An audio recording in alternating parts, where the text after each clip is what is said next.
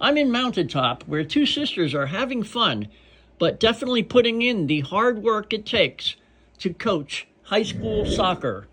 The Herrera sisters are Crestwood graduates. They actually took over last year. Swami, you're late with the interview, but welcome back to Crestwood. What brought you back to your alma mater? I've always wanted to coach, come back here.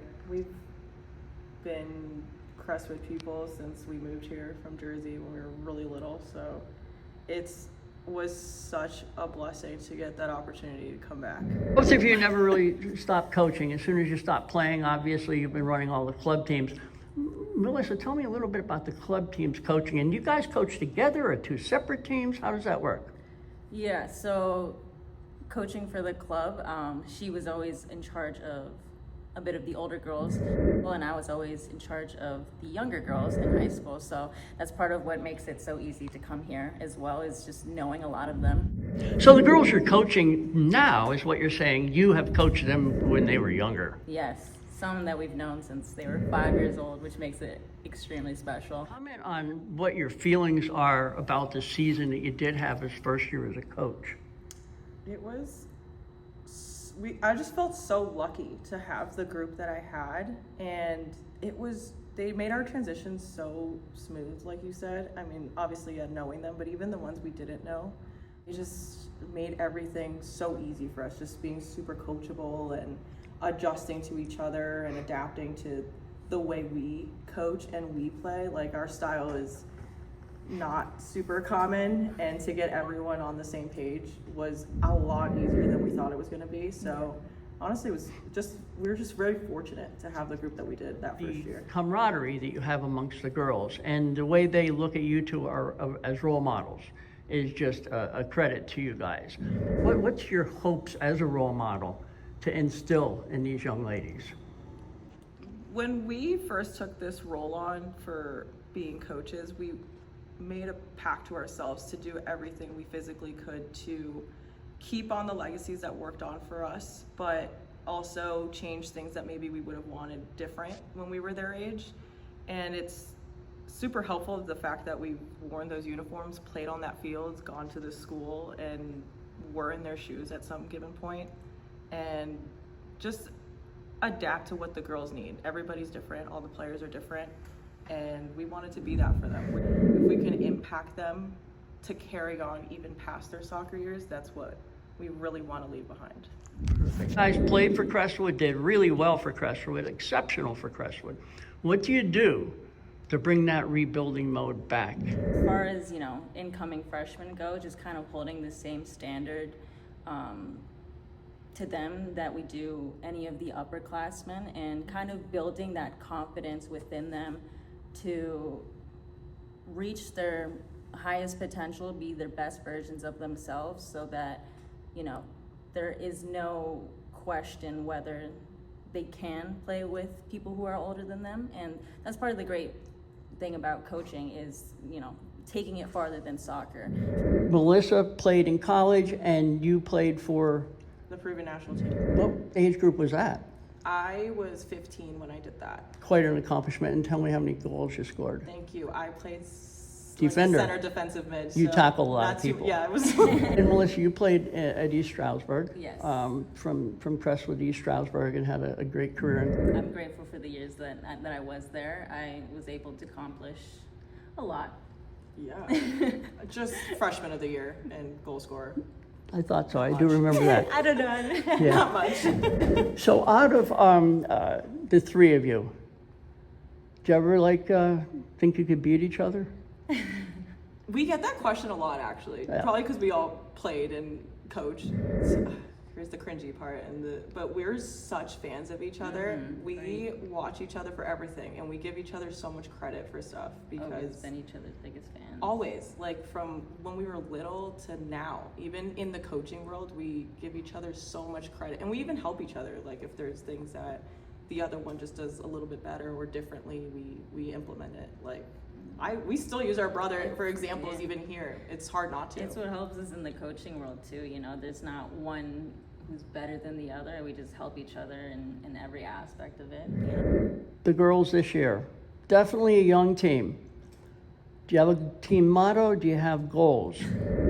So, at least for me, I've practiced and preached, and it's actually become a little bit of a running joke of how much I brought it up last year, but I've always told them to come in and put in their 1%, and what that kind of means for us is to make small incremental changes that lead to, you know, success in the future. So, you know, like you said, everybody's thinking about winning. So we're constantly thinking about the small wins, as far as like just starting with preseason, winning the preseason, knowing that we did our absolute best and worked our hardest.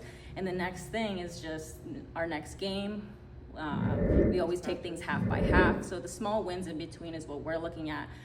Of course, we want the district title and all of that, but always putting in that 1%, going onto the field with intention, has always been the biggest thing for us, or for me, for both of us. Yeah, that's a big culture we really wanted to start last year, and it stuck really well with the girls. It was just something that they really got from the beginning, and I mean, we have to do the reminders sometimes, but just because we overkill it, but not that they really need it as much. We obviously presented it to the freshmen this year, but since they knew us already, it was easy to kind of get into it. But the upperclassmen that came back, I mean, they've implemented it so well, and it's just something we want to keep in their minds for years to come. But I really think that we have a really bright future ahead, even just the season. The season's going to be great, and we're going to, you know, we'll do our part into moving the pieces where we need to, but helping the girls get to where they want to too. So it has been a family affair for you folks, obviously. And for you, Mariana, you have two little ones. I do. Are they going to play soccer? I sure hope so. Listen, they can do whatever they want. But right now, my youngest, she's 1. She's kicking the balls. That's a natural thing. My son is 4. He's tackling, so we'll see how that goes. He's, I think, going on Dad's route of the other kind of football, and it is what it is. You didn't just become coaches. You have a legacy that brought you into the coaching world, and I think it has to start with your father, Hubert Herrera. So what was it like growing up in a house that you didn't have a choice of what you're going to do? Soccer was going to be involved, right? It was always going to be involved, but it's so hard for us to not be in love with the game that I mean, our parents were pretty free, you know, they're like, you know, if you want to try something, try it, but we always were going to go back to it. It's just in our blood. It was borderline religion in our house. So our house was loud during every 4 years during a World Cup. That's what it is. It's really loud. But is there a lot of things broken in the house? Because I have to believe you're kicking the soccer ball around inside the house a lot. Absolutely. We got kicked out of the house to do that. It's an outside thing. The three of you with Hubert, can the two of you take on Hubert and beat him? 2-on-1.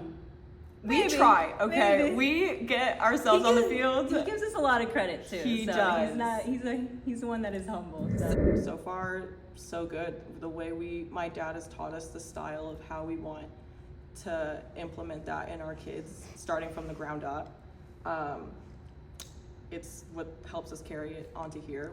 We've learned it that starting from the basics, like we need that to be perfected in order to go on to any of the trickier things. And having the basics down is you have the game 60% done and won, so long as that's done. So we try to carry that on and just playing beautiful soccer of connecting, finding each other, using each other, the whole team, all 11 that are on the field at the same time.